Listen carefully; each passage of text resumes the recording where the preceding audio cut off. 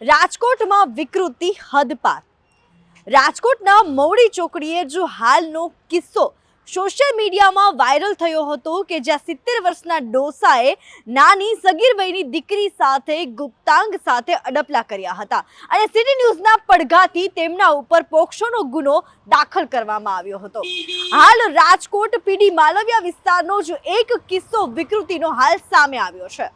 Malviya police station વિસ્તારમાં મહિલાઓના underwear ચોરી કરતો ચોર કેમેરામાં કેદ થયો છે.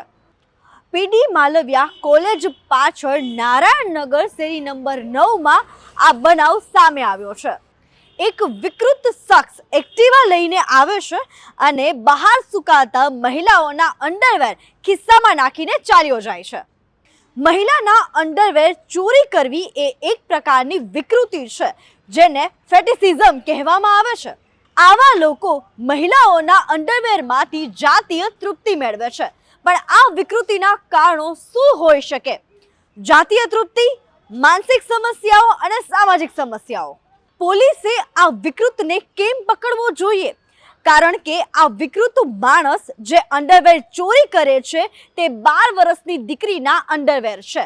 આ અંડરવેર ચોરી કરવાનો મામલો શું હોઈ શકે? કારણ કે આ માનસિક વ્યક્તિ પોતે જે વિકૃતિ ધરાવે છે તે 12 વર્ષના દીકરીના અંડરવેર ચોરી કરે છે, પરંતુ બાજુમાં સુકાયેલા અંડરવેરની ચોરી નથી કરતો. જો પોલીસ આવા વિકૃત માનસિક ધરાવતાને પકડે તો સાચી માહિતી બહાર આવી શકે તેમ છે કે તે આવું શું કામ કરી રહ્યો છે.